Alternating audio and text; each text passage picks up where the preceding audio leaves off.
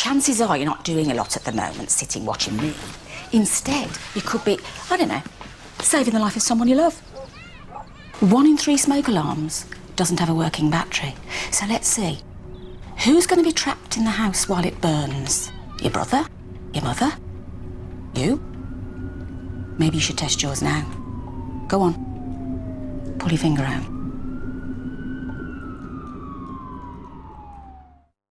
Did you ever watch these short adverts as a kid? They were around 30 seconds at most on TV, and either they were fairly forgettable common sense how-tos for 5-year-olds, or they made you instantaneously defecate all over your new leather sofa in fear, just before the Teletubbies came on, of course. These things were called PIFs, or Public Information Films, or PSAs if you're feeling so inclined to call yourself American these days. PIFs were a way of showing your average Joe how to go about everyday life without causing himself too much hassle or becoming a rampaging youth to modern society. They taught you the basic things, you know, the stupid things that your older brother probably did after he got drunk on Smirnoff Ice sitting on a park bench with his fellow chavvy compatriots. God bless the United Kingdom. These PIFs warned people against things like going into scary forbidden places, doing drugs, and heaven forbid talking to strangers you don't know on the internet. We all remember them from the clouded parts of our childhoods, such as waiting for a film to start in the cinema or during an ad break on television. And these things have always been around for as long as we can remember. PIF started officially or through official government commissions around the late 1930s. I would normally just provide you with an official year, but my sources conflict on this, so love that for me. The late 1930s, however, meant that it was getting towards World War II, The Empire Strikes Back, and they were met with high praise from both audiences and official government ministries. From there, the Central Office of Information, the COI, commissioned PIFs to be made on topical events and issues. There were also a few PIFs prior to this, but they were fairly one-off and hard to find information on at all. The earliest being from around 1911 called The Story of John Neal. It's a short story about tuberculosis, showing the symptoms, available medicines, and how it spreads among a family. Standard affairs for the 1910s, I suppose, but these weren't known as PIFs back then. They were mostly silent films and were shown widely across Britain in lectures and academic talks. So, more like educational material for those taking on higher education. But PIFs as we know them perhaps didn't have the startup that you would think they did.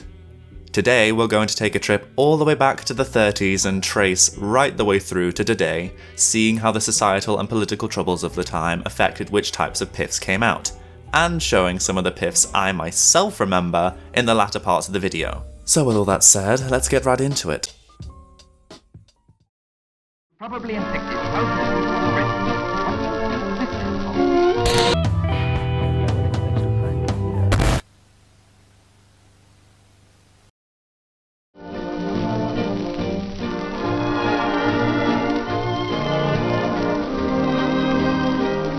The 1930s. The economy is stagnant and unemployment rates are high. The confectionery industry was pretty lit though, because we got Kit Kats, Aero, Snickers and Maltesers in this decade. As great as this was for children's taste buds of the time, there wasn't however much officiated guidance in reference to the particular dangers of, for example, deep water, cars and electrics, especially for the average chappie of Her Majesty's very royally sound empire. There was one man who wanted to teach children basic safety as things like the car were beginning to take widespread use. That man's name happened to be Richard Massingham, a Lincolnshire-born man who worked in medicine. In addition to this, he had an interest in cinema and filmography, which led to him creating a few shorts, usually comedic in nature, such as "And So to Work," denoting a bachelor in a boarding house going about his daily life. Now, here would be the part where I show you footage of this, but actually, there's not a lot of footage of Massingham's earlier works, and some sources claim the filming of certain short films are released in different years, so fuck my drag, I guess. At least now, the lost media enthusiasts have something else to hunt for other than the legendary Japanese McDonald's training game. Prior to the officiality of PIFs in any case, he noticed that there was no specific organisation endorsing or creating content to youths of the time for general health and safety, so he took it upon himself to found his own company, Public Relationship Films Limited in 1938. It was from there that he began to be commissioned by the Ministry of Information to create his short skits about health and safety, usually portraying him to be a bit of an everyman or a bumbling buffoon. A lot of these were primarily shown in cinemas because so few people had access to a television at this time. Production of televisions for the mass markets actually only resumed proper production around 1946 after the war efforts had mostly subsided and an attempt at a more peaceful reality was possible. So even back then we had unskippable ads and short films clogging up our cinema experience. Massingham in any case was the figurehead of the company Public Relationship Films, so he directed, wrote, starred and produced the bulk of his work, starring in his earlier piffs in particular, which is understandable given the fairly amateurish and light-hearted approach to a new genre in an age filled with dramatic Hollywood romance films. Luckily, Bertolt Brecht and his Verfremdungseffekt, or the alienation effect, was revolutionizing the way people saw the audience, wherein the fourth wall is broken and the characters play multiple people. These techniques were all swiftly on the way from the theatre world to alter how the audience perceives the actor on the stage. And honestly, I would not be surprised if Massingham was inspired in some vague capacity by someone like Bertolt Brecht. Massingham, as a result, would go on to eventually leave his current job in medicine soon afterwards, solely pursuing his newfound career in film, directing and acting. Now, you must be aching to get into some real piffs here so we can see what I'm talking about. So let's get into the 1940s.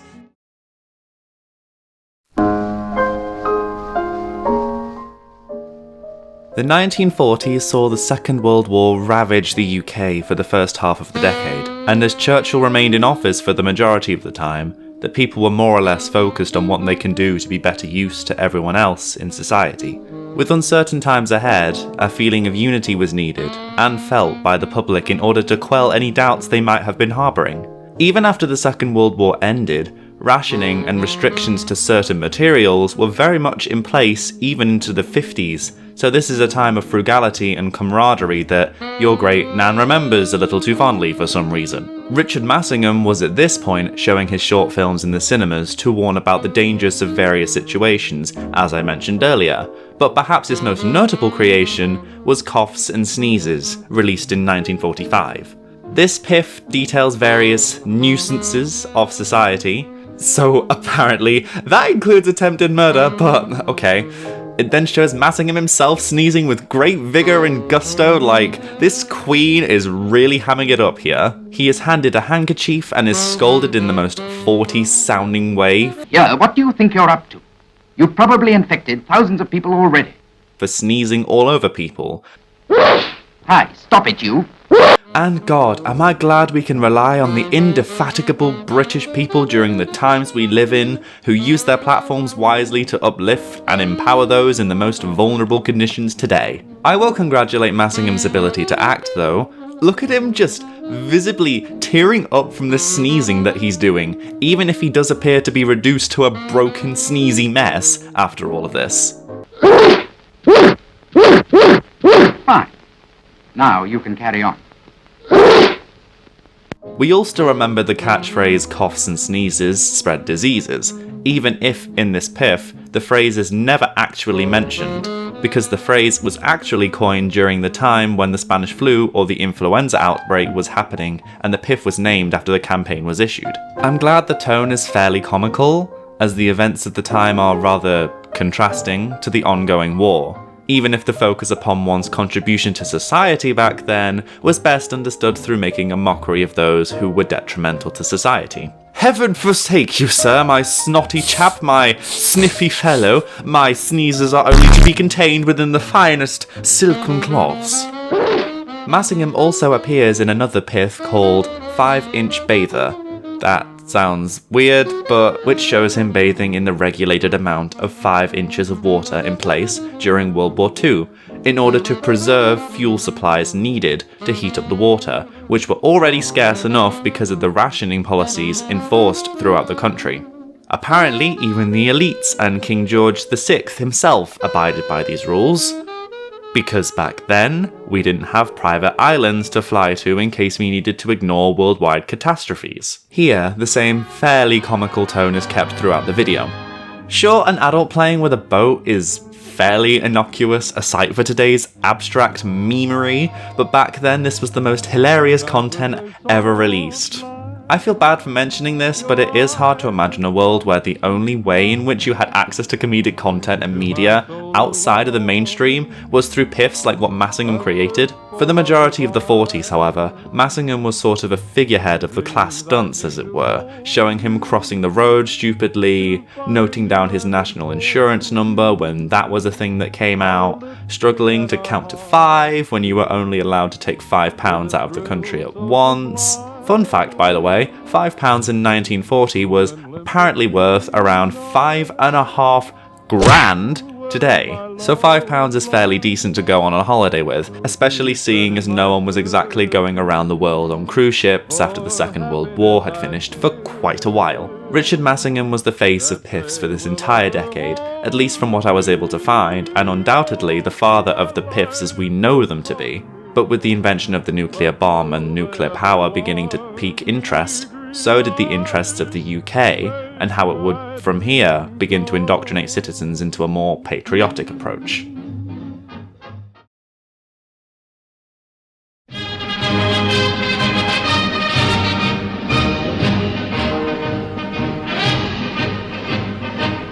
The Cold War is upon us in the 50s, causing concerns for some and pride for others. Notably, Massingham appears to peter out during the 50s, his last notable short being in 1951 called Facts and Fancies, talking about the byproducts of coal products and how they're useful. I'm not sure why, but during the piff, Massingham and the other actor take on this weirdly aggressive tango arguing about the importance of coal byproducts. You shave? Certainly. Gargle?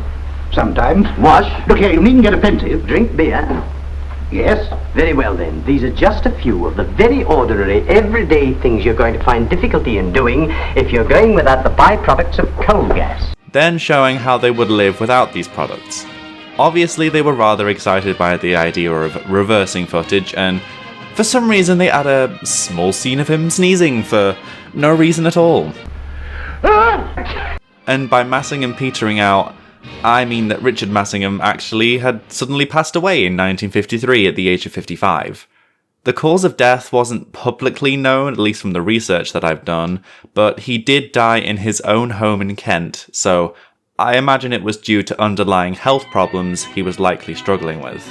The UK decided to look to other new talents and into their own filming industries to create their own piffs. Unlike an understandably more nervous US warning against and taking precautions for nuclear attacks by ducking under a school desk, I guess, the UK was fairly unbothered, in this decade at least, by the idea of a bomb that could wipe out a sizable portion of the country for years to come. In fact, they appeared to just advertise the revolutionary new fuel of nuclear energy by having them show extended piffs glorifying the use of nuclear power and educating the masses on how it's made. The piff I'm showing now is called Atomic Achievement, and is half an hour long. I would not necessarily classify this as a piff, but the COI and the Ministry of Overseas Departments and British Council created this themselves, so I suppose it's more of a documentary piff than anything, to advertise this power as something of a second industrial revolution. Still under 12 protective feet of water by the groping claws of remote handling equipment. They definitely enjoy reminding us as the audience that as long as it's underwater, it's fairly safe, which wasn't exactly the case for a few known meltdowns later on in time.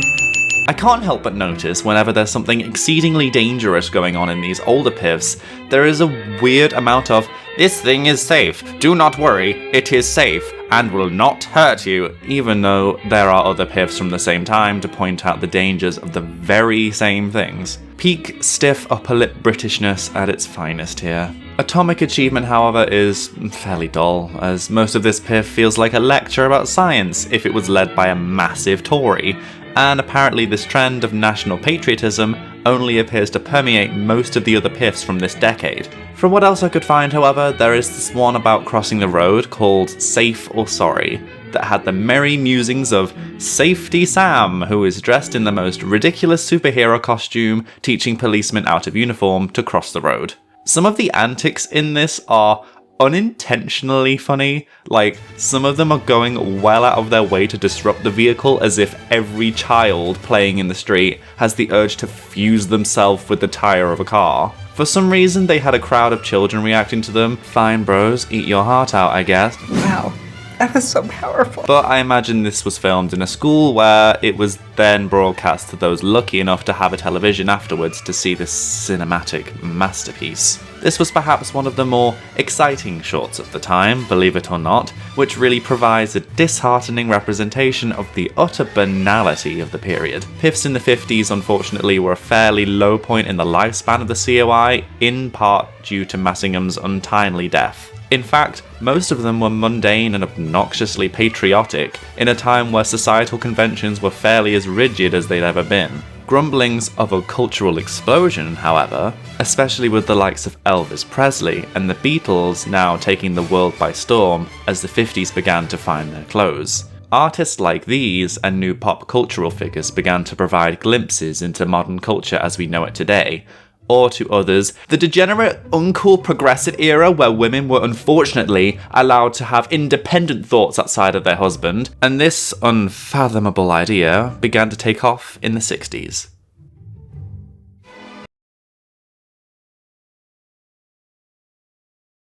The 60s.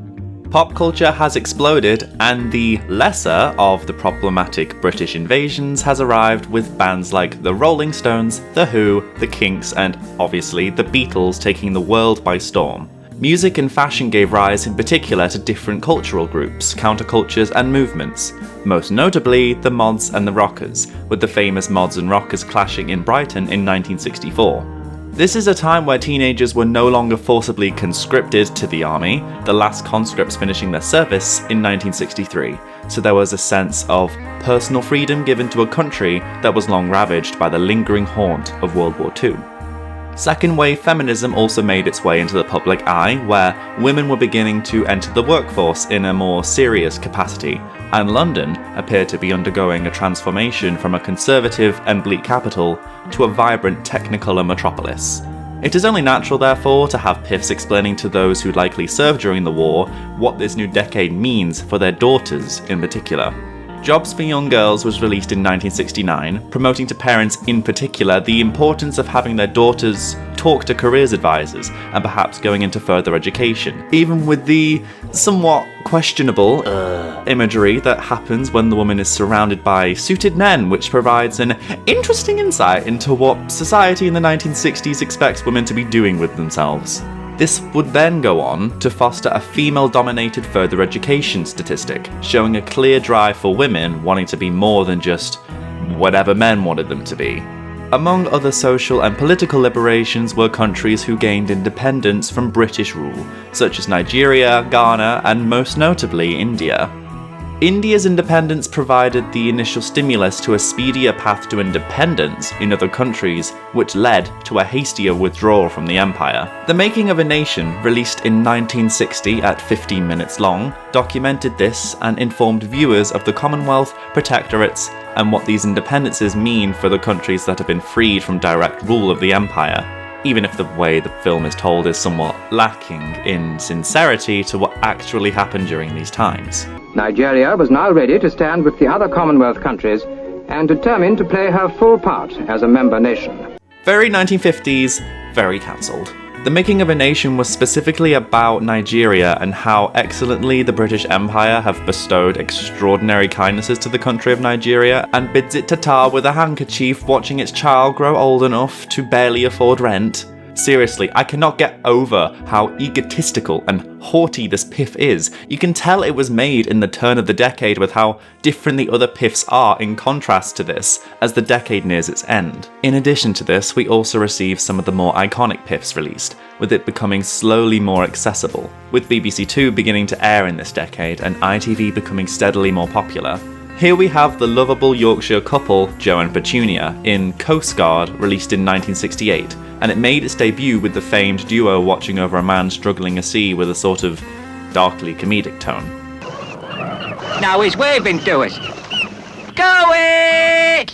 I also want to point out the strange art shift when this guy picks up the phone, the apathy, the unbothered countenance. Oh, if I really must bend these delicate wrists of mine.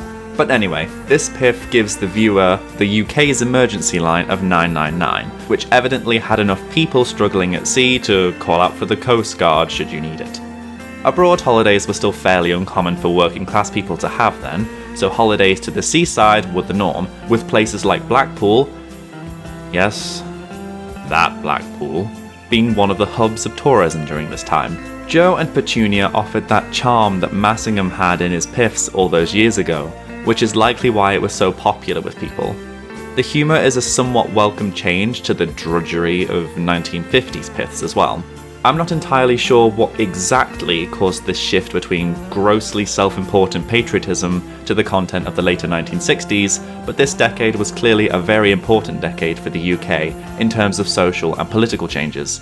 The COI, however, appeared to be something that merely endorsed and supported the actual representatives of their respective piffs, as Coast Guard was, would you believe it, also produced by HM Coast Guard. From the 60s onwards, piss production. Okay. From the 60s onwards, piff production was based on the values and needs of whichever company approached the COI for promotion, and was more independent from official British ministries and official British media, fucking hell, that's a tongue twister, which were associated with the BBC, comparatively speaking to the 1950s. And as television became progressively a part of the everyday family home, so did the commonality and frequency of piffs during their advert breaks. These shorts, however, were about to undergo a fairly drastic turn in tone.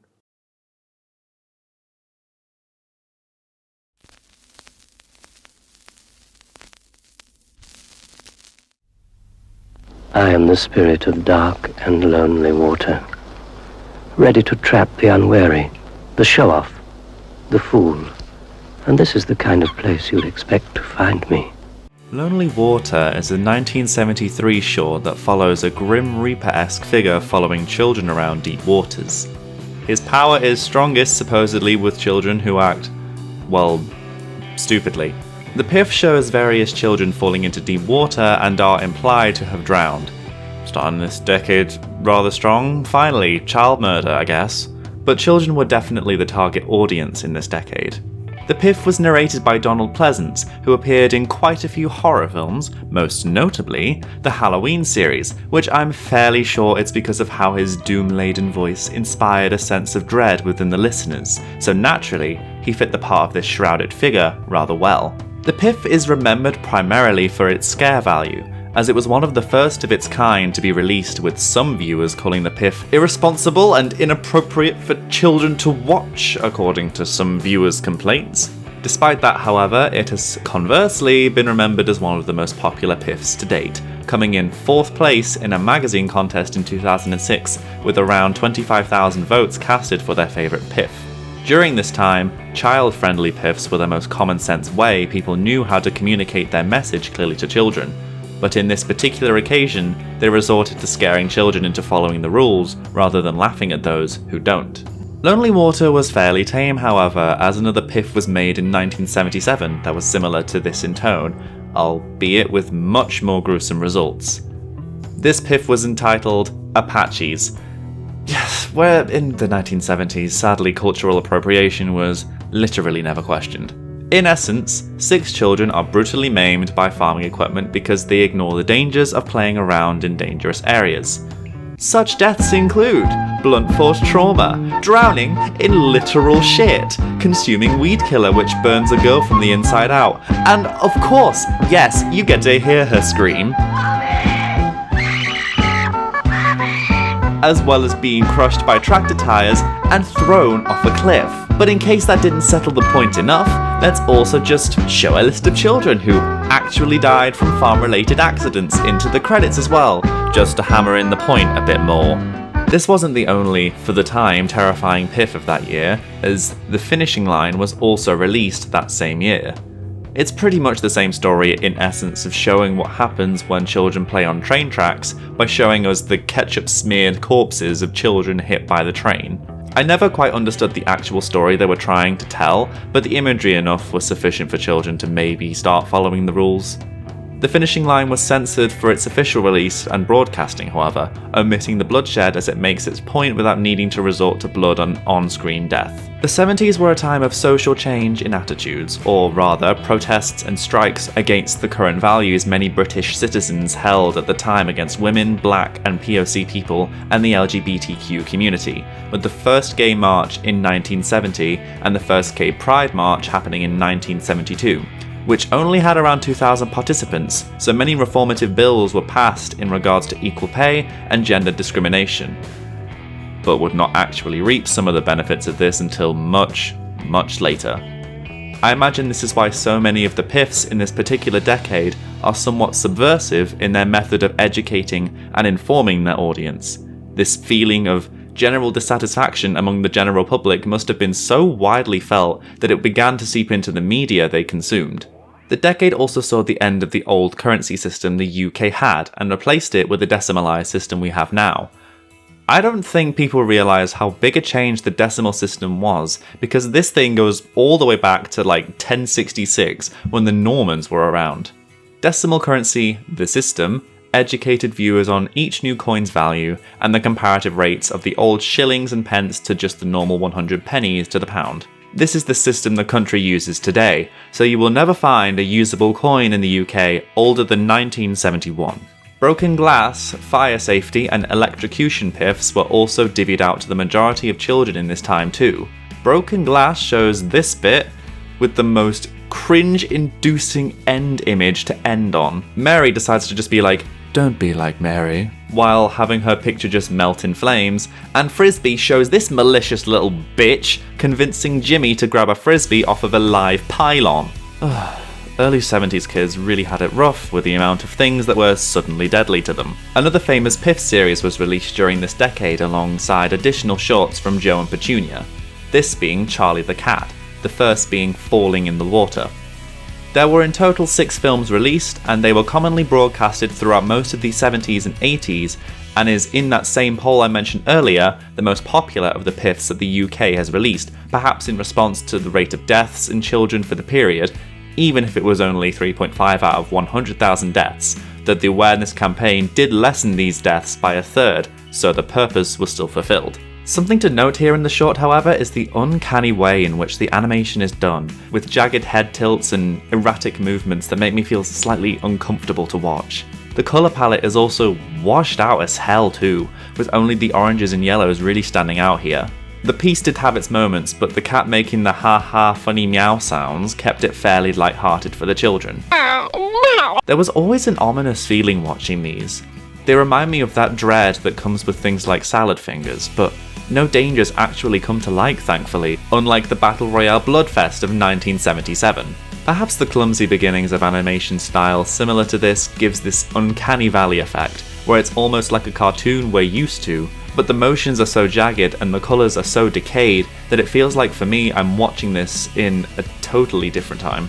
Now, because I know there will be a small number of people who watch this and think about why I haven't mentioned almost anything to do with nuclear threats yet, there was an hour-long PIF in the 1970s called Protect and Survive, about what to do in the event of a nuclear attack on the country. This PIF never actually aired and would only do so should an attack be likely, but we had information to decide whether or not it would be pointing to that result. This PIF, however, did just tell viewers to just shut the curtains and windows and basically hide in the room most central to your house in order to avoid disaster. Shut windows and draw curtains. If you weren't in your house when the siren sounded, just duck on the ground, I guess, or maybe even hide under your local bridge. That'll keep you safe from radiation searing off most of your skin and organs. So I guess we're not entirely worse for wear without that film being in our lives. The 70s were a marked shift in pessimism within the PIFs, and a lot of them like to involve the likelihood of death if you didn't follow the rules. So few may be saved for the somewhat dark comedy Joe and Petunia pieces released within the decade, were as witty and as silly as the Massingham era PIFs. Sadly, the 70s, with the final Joe and Petunia short, Worn Tires Kill, in 1973, the Massingham influences on PIFs came to an end, which an uncharacteristically serious short showing the deaths of Joe and Petunia as a result of not changing their tyres. Petunia's face as they swerve into the tree is either heart-grippingly scary or just straight up funny, and the voiceover at the end did end up providing an unintentionally funny ending to an otherwise oddly serious piece for these two. Nice view from up here, Petunia. For some reason, the 70s were just constantly filled with death-ridden accidents and situations from honestly mundane objects, though around this time, the health and safety measures of the UK were beginning to be introduced to shield children and even adults from harm, especially with the Health and Safety at Work Act being passed in 1974, what with work-related deaths being more than perhaps the British government would like to admit. But it would eventually go beyond this in the future as companies wisened up to new safety measures.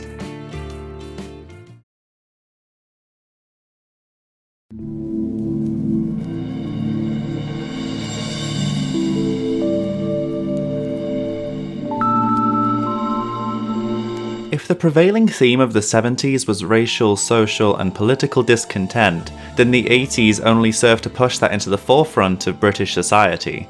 This decade was during the time that Margaret Thatcher was elected as Prime Minister, and turned out to be one of the most controversial leaders, to say the least, of recent political times.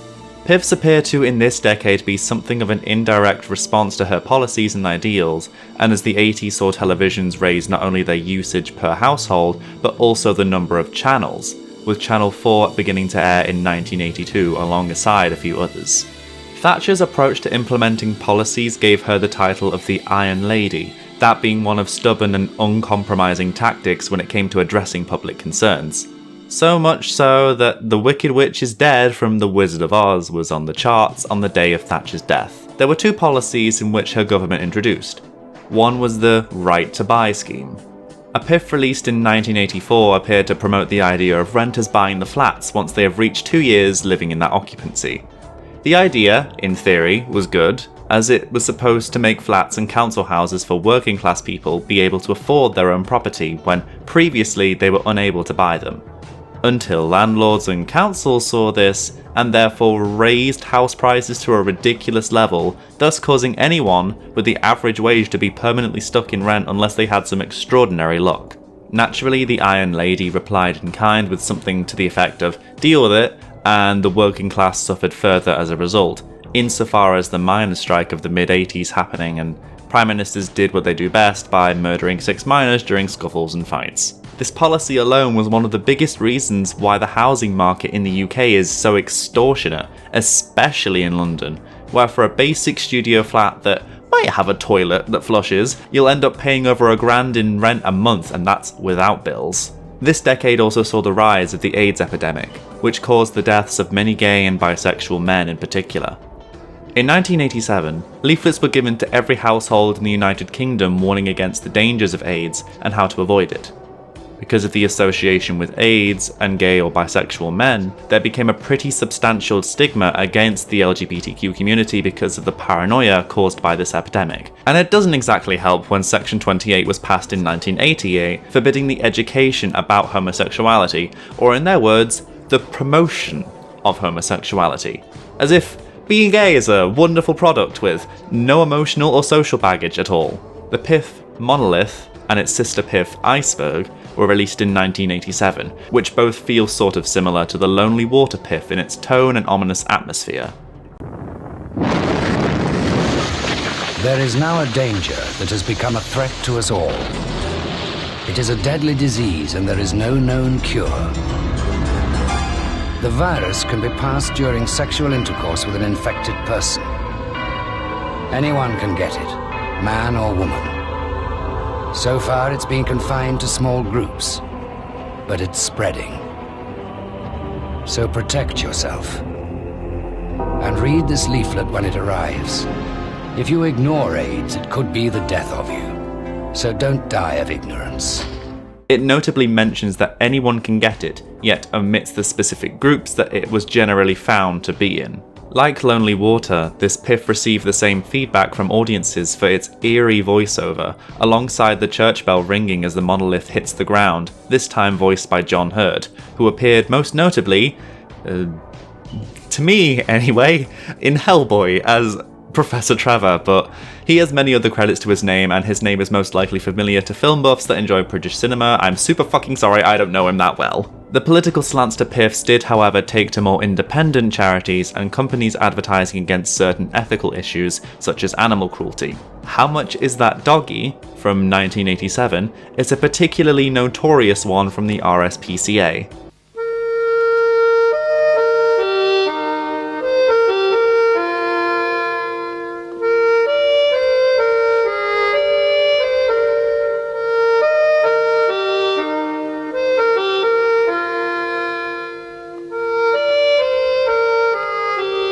Please give us £1, or we'll have to pull the trigger.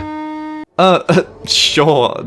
That's one way to go about it, I suppose. Jesus Christ. Another one is Scavengers, again in 1987. I'm not sure what was going on in this year, but here we go, which is an anti-fur PIF from an organisation called Lynx, who are campaigning against animal cruelty. Feel free to not watch some of these parts because the short is really gross and I really didn't enjoy editing this segment, so close your eyes now if you want to.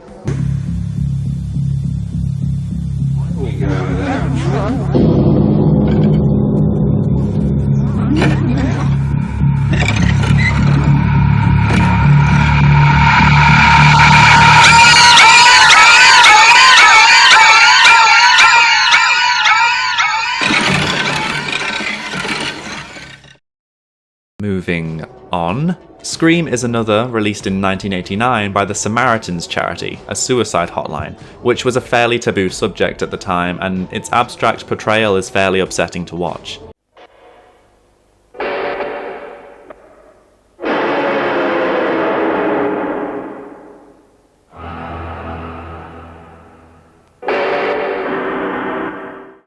That's however not even the main focus of the 80s PIFs I've noticed, as there's an entire section of PIFs commissioned by the COI related to drug misuse and anti-smoking adverts. A particularly popular one is Smoker of the Future in 1985, detailing a malformed human adapted entirely to the way a smoker would biologically evolve over time. Developed index and middle finger. Smaller ears, because they don't listen.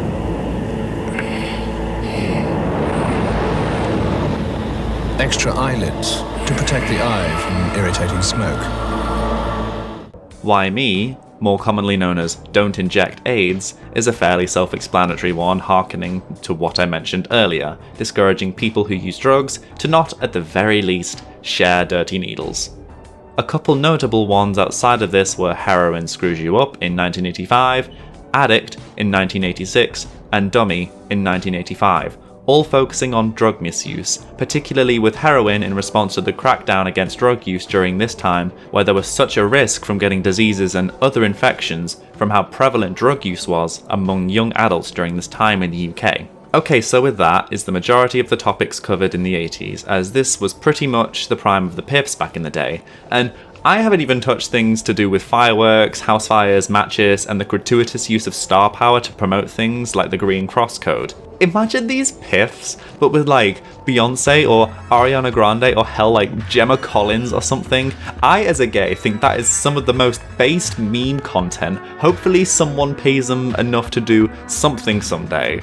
The 80s proved to be some of the darkest times in terms of tone, fitting for a time where there was so much commotion and discontent within the system, shown by something like the Brixton riots and many other politically motivated events and strikes during the decade. Many of these themes, topics and dangers were common back then, however I think I will save a couple topics for the 1990s, as there was definitely no shortage of PIFs in this decade either.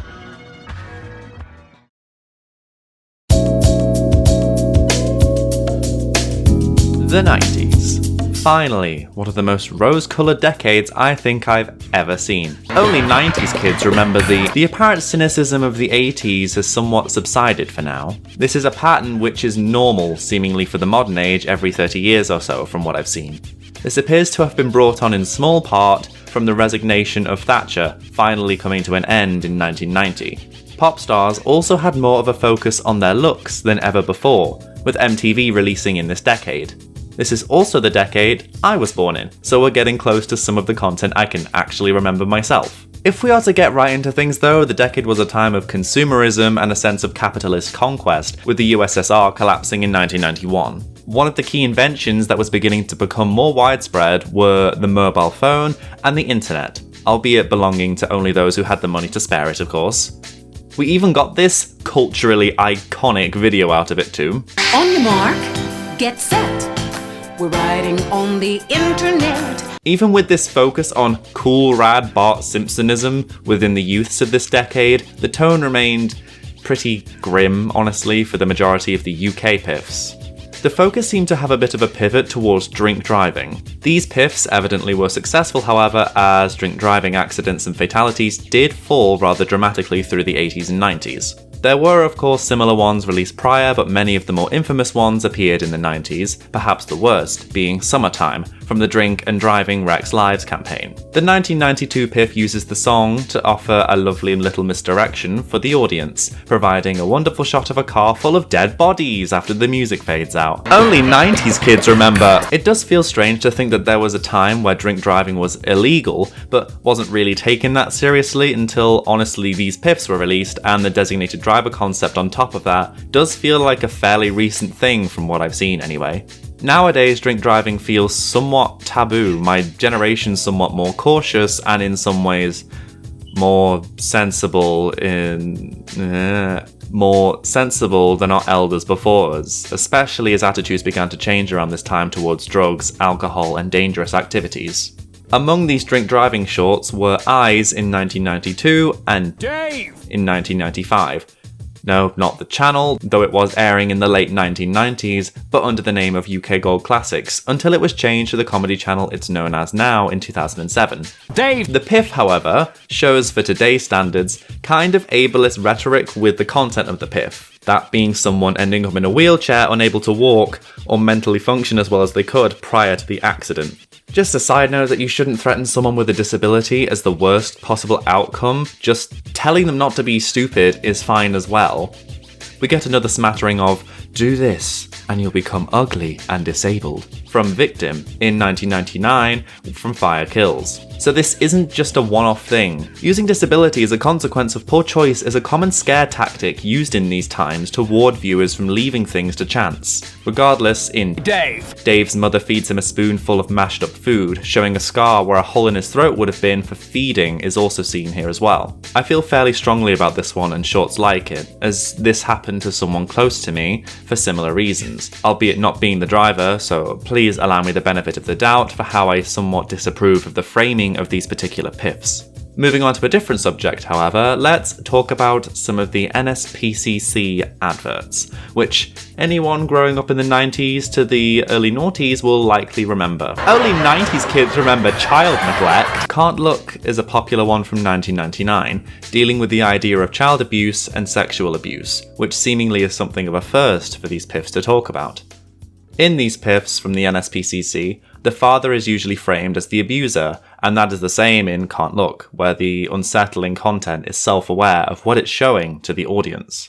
Sometimes we can't bear to look either, but cruelty to children can be stopped, and with your help, it can be stopped forever. Thankfully, the earnestness of the narrator is refreshing in that it actually reminds the viewer there is something to be done about this that they themselves can help in, whereas prior to this, the audience are often treated as a passive observer who is subjected to the scary pictures on the telly or are for some reason holding a dog to gunpoint and saying, "Give me money or I will give you repressed childhood trauma." Think! Also started their PIF campaigns for road safety in the late 90s as well, and also offered one of the worst, and by worst I mean the crappiest production, to be ever created. But sadly that was in the 2000s, so you'll have to wait. One of their 90s PIFs, however, was Signs in 1999. It's really boring, not gonna lie, it's just an officer monologuing about an accident in a monotonous voice.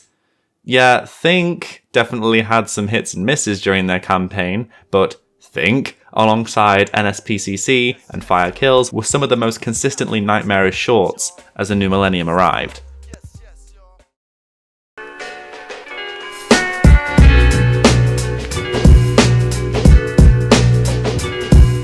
Here's the decade where I actually remember some of these when I was a little bit younger. Britney Spears is a chart-topping sensation, 9/11 causes a huge shift of attitudes in regards to terrorism and security in the US, which ripples across the world, and Obama starts his first term as the President of the United States in the back end of this decade. So basically, this is a fairly big decade for the US. This legendary memed to death Piff is also released to so many DVDs in the US and the UK. Since I teased you earlier with the Think stuff earlier, I'll start with one of the most popular Piffs of that decade being called Lucky in 2006. I specifically remember this being shown in cinemas as a child before the film started, and I would have been around 8 at the earliest when these films were being shown, I suppose.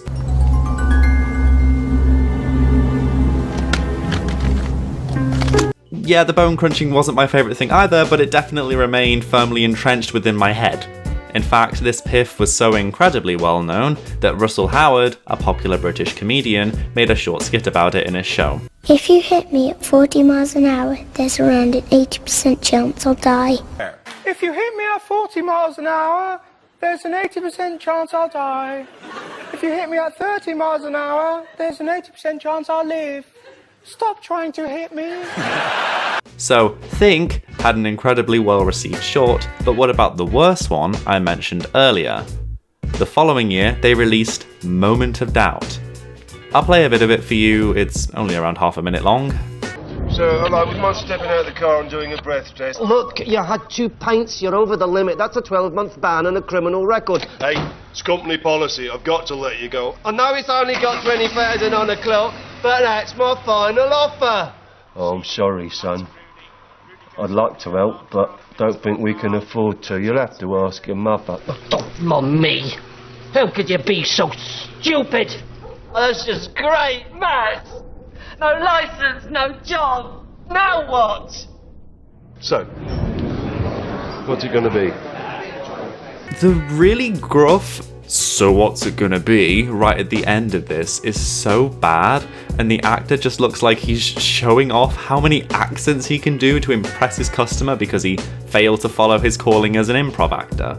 In the cult following that the Piffs have garnered over the years, I can understand why a particular crowd of them called this one of their least favourites.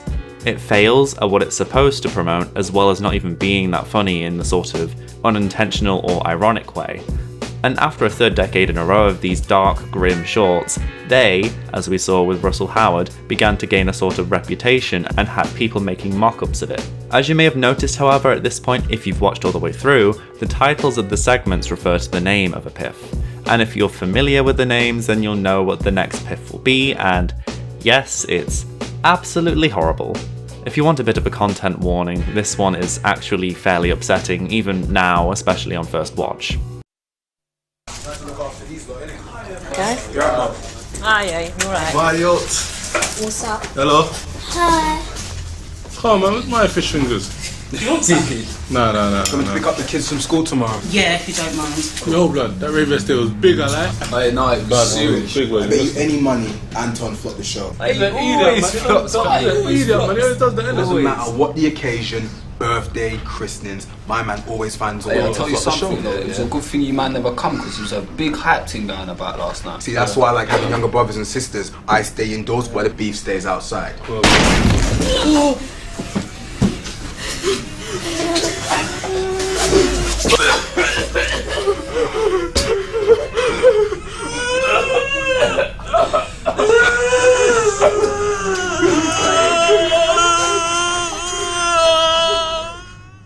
Okay. Fucking hell. Sunday Lunch is a 2006 Piff created by Southwark. Somehow in the south of England, everything shouldn't be pronounced how it looks. Towns like Worcestershire are actually bullshit. Sunday Lunch is a 2006 Piff created by the Southwark Council, which is interesting to me in regards to its message against gun crime. The UK isn't actually well known for gun crime, it's knife crime that consistently gets brought up in talks and debates, so I do wonder what inspired gun crime to be the focus in this brutal short film. Well, in 2000, apparently gun crime had spiked upwards around 10%, and kept at this level, and in fact was at its highest in 2006. Rising gun crime cases were likely to be the reason for this short's creation, therefore. I imagine with how airports and how security became more aware of bomb threats and terrorism, a crackdown on importing firearms was enforced during the 2000s, especially from the 7/7 bombings in 2005. It's odd that there aren't many notable knife crime piffs, however, even with the rates that it has. Sunday Lunch, among piff fans, usually give it the title of one of the most upsetting or brutal piffs created to date because of the on-screen child murder. At least in 1977, the blood looked mostly like ketchup and red paint, and usually the child kind of deserved it for being a dickhead on the train track. Another high-profile advert was NSPCC's Cartoon in 2002, which actually won over 10 creative awards for its portrayal of child abuse without it being overly harrowing or on the nose in its content. I don't personally remember this one. In fact, most of the NSPCC adverts I remember, apart from Rattle, which switched the abuser to be a woman this time, are vague flashes of their more generic adverts, which were usually 10 seconds of a slowed image of a crying child looking longingly into the camera. But anyway, let's watch a small clip of Cartoon.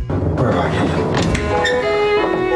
Here you are. What are you up to? I just asked you what you're up to. Do this! You dirty bastard! Get out! Get caught, you fucking wrong! Get out of here!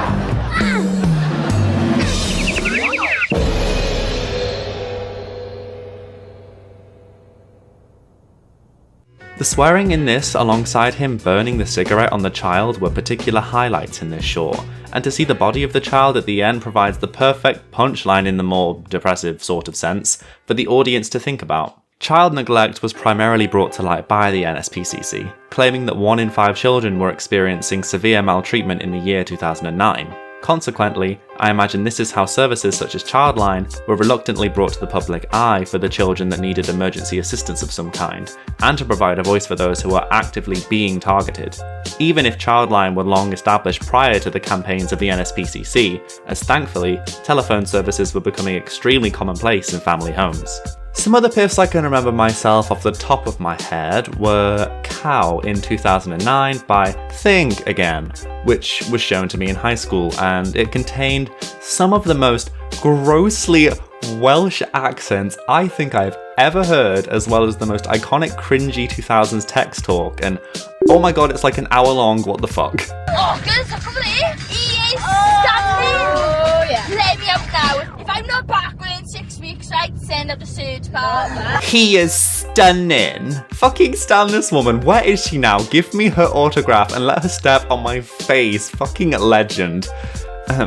Now You See Me, which is sort of cheating because it is a 1999 piff, but I'm counting it here anyway because I saw it then in the 2000s. This is one of the most patronising ones there is because sometimes motorbikes are just annoying ass drivers. They can literally just speed through traffic by going in between cars. You know, maybe they should look out as well.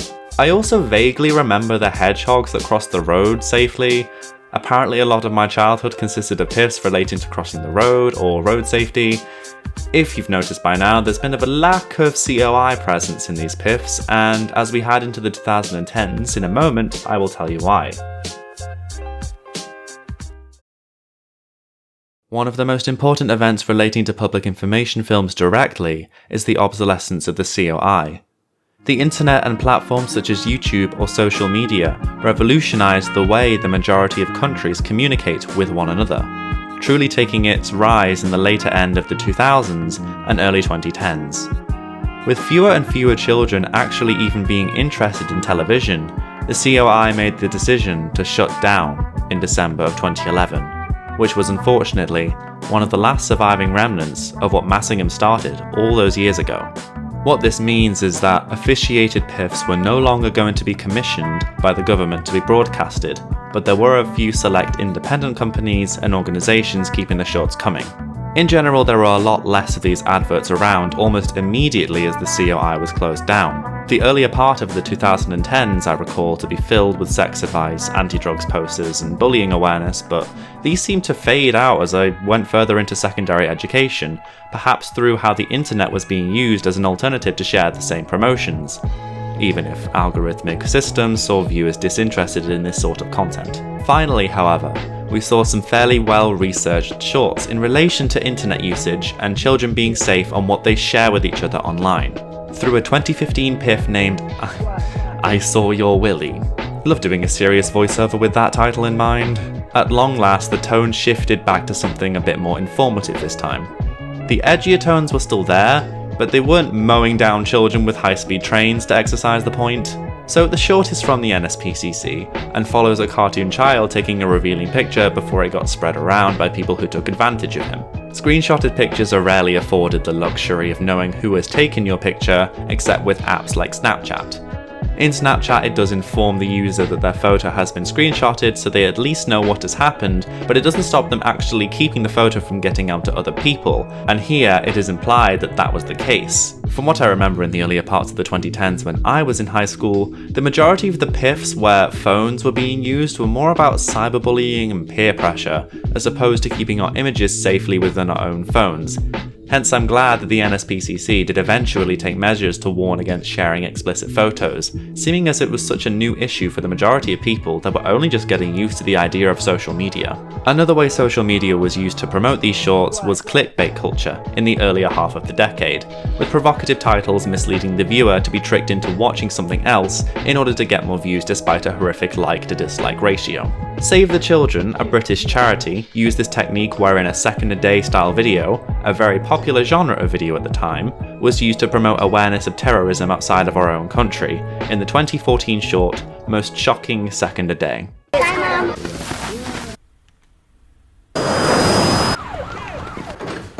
Airstrikes on rebel position. We are going to stay. What's happening?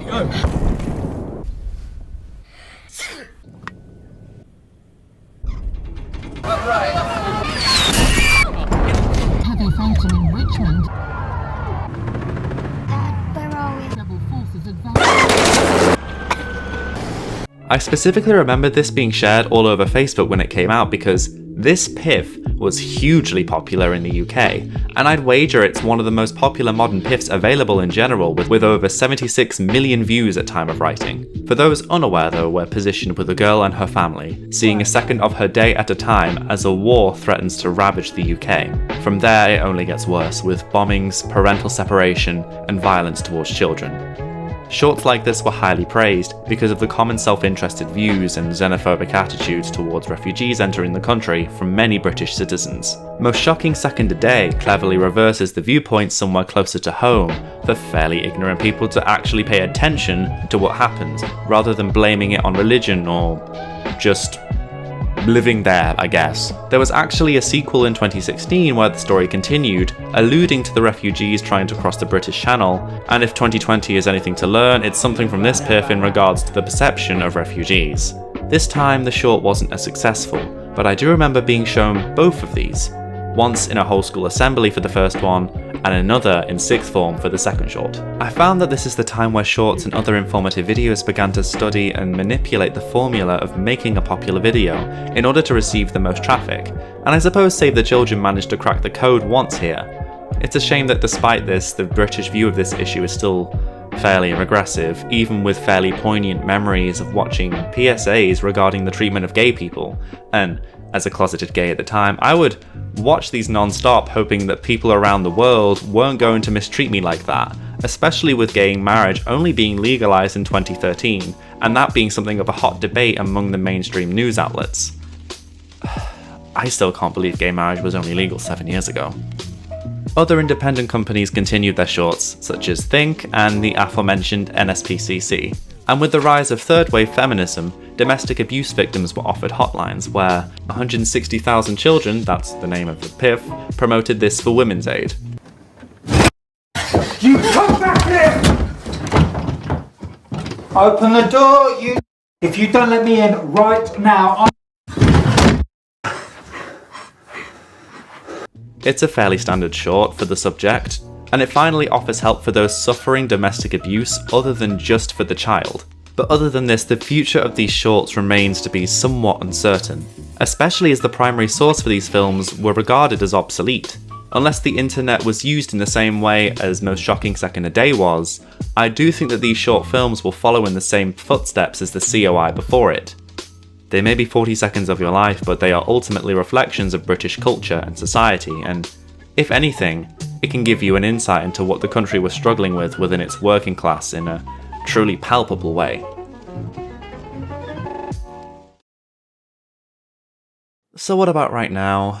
Well, we're still over 9 months later in the middle of a worldwide pandemic that has torn modern living as we knew it upside down in the majority of the West, and regardless of whether you believe in it or not, somehow, there has been little chance for these shorts to film, given the unique circumstances. There has been one notable short prior to when everything went to shit, that being an environmental awareness short released in February 2020. If you recognise the animation style, it is indeed the Aardman style, which was responsible for the iconic Wallace and Gromit series, alongside Chicken Run and a few other notable pieces of media. This short has a tearjerker angle in its message, which is something that also is fairly common practice in the 2000s onwards. We join a family of turtles through a drive home, but because of humans drilling seas for oil and erode sea life at an alarming rate, we find that we destroy the homes of those turtles, cutting to a father who has to deal with the loss of his wife while consoling his confused children, the father's lip quivering in a subtle but impactful allusion to the strength animals and aquatic life have to have just to survive the human race's constant interferences. Aside from this, the situation that occurred a month later for the United Kingdom appears to have put a halt on many productions of shorts, so understandably there is only one more notable one left to see, and this is one that you have likely seen while looking through news channels on television, so I guess we really are right up to date, at least for when this video was published anyway. The coronavirus public information film is, as we can all agree, really uninspired and boring by all means. It's just the health minister monotonously in this aggravatingly politician-like dialect, just telling the viewer the usual dangers with NHS guidance on how to protect your family. I do, however, suppose this is fitting given that the pandemic's effect on most of Western civilization was unprecedented in its economic and social consequences, as we all know and have personally witnessed for ourselves. It's a shame that the final thing we have to look at is a man in a suit banally telling us to be safe, when it started with a man in a suit who had actual stage presence telling us to be safe. I think just showing coughs and sneezes again instead would have just been a brighter idea for the overall safety of the public, perhaps with like a crude voiceover saying mask instead of handkerchief, but I digress. We are living in a time where political buffoonery is now omnipresent. With the decommissioning of the COI, it falls to the small handful of charities still actively producing content for viewers, and in a culture that is more than ever visibly filled with money-hungry studios, artists and reboots, the lasting memories of these piffs will belong to an era of reflection and remembrance, while watching from a time where life is exponentially speeding up. So there we have it. Short films that have taught us things from keeping an eye on your meter, to fire safety, to keeping safe online. The COI, along with the father of the PIF, Richard Massingham, have for nearly 90 years kept the British public informed of current matters and dangers.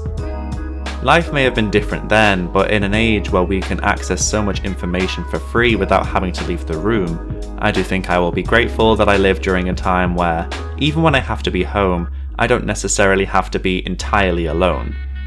These films will be remembered by many as those mini horror films that haunted children's nightmares for some, and for others those groan-worthy moments in high school where your teacher wheeled in a chunky-ass television only to give you a half-hour lecture on how to be nice to each other on social media from actors who clearly weren't given equity rates. There has been a bit of a cult following for these short films, mostly for nostalgic purposes, and they've become something of a small cultural marker for the times. I suppose for now we'll just have to take our new life lessons from bad YouTuber apology videos.